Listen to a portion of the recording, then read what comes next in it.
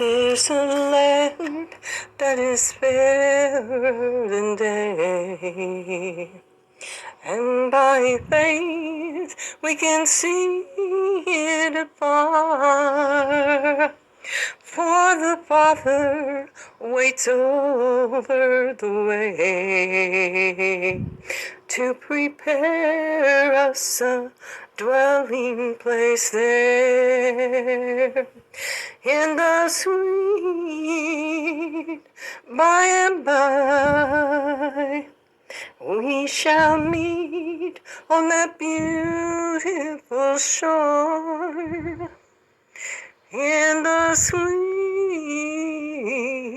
by and by, we shall meet on that beautiful shore. We shall sing on that beautiful shore the melodious songs of the blessed, and our spirit shall sorrow no more, not a sigh, for the blessing is rest. In the sweet by and by, we shall meet on that beautiful shore. In the sweet by and by, we shall meet on that beautiful shore. To our bountiful Father above, we will offer our tribute of praise for your glorious gift of His love, and those blessings that hallow our days. In the sweet by and by, we shall meet on that beautiful shore. In the sweet by and by,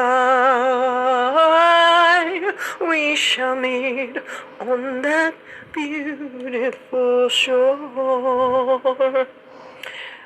Here's the story behind the sweet by and by that's written.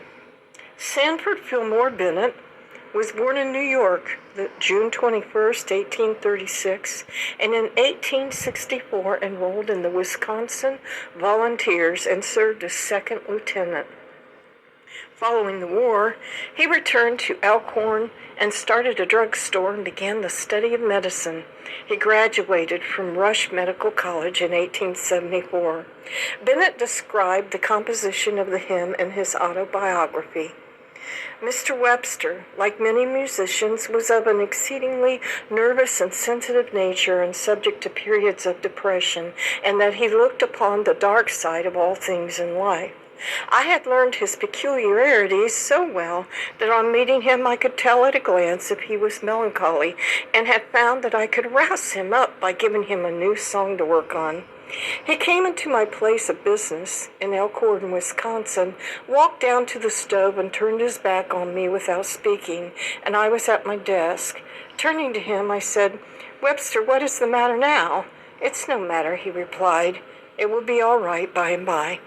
The idea of the hymn came to me like a flash of sunlight, and I replied, "The sweet by and by. Why would that not make a good hymn?" "Maybe it would," he said indifferently. Turning to my desk, I penned the words of the hymn as fast as I could write. I handed the words to Webster, and as he read, his eyes kindled. And stepping to the desk, he began writing the notes. Taking his violin, he played the melody and then jotted down the notes of the chorus. It was not over 30 minutes from the time I took my pen to write the words before two friends, with Webster and myself, were all singing the hymn. Sanford Fillmore Bennett, 1836 to 1898. The hymn, very popular in the 19th century, became a gospel standard and has been included in hymnals ever since. In the New Orleans jazz tradition, Sweet By and By is a standard hymn played in so-called jazz funerals. The American composer Charles Ives quoted the hymn in several works, most prominently in the finale of his orchestral set number 2, written between 1915 and 1919. Translations of the lyrics are in a number of world languages. Sweet By and By continues to be commonly performed. Memorable recordings over the years have been done by Elvis Presley, Louis Armstrong, Johnny Cash, Glenn Campbell, Dolly Parton, Willie Nelson, Loretta Lynn, and Kenny Rogers.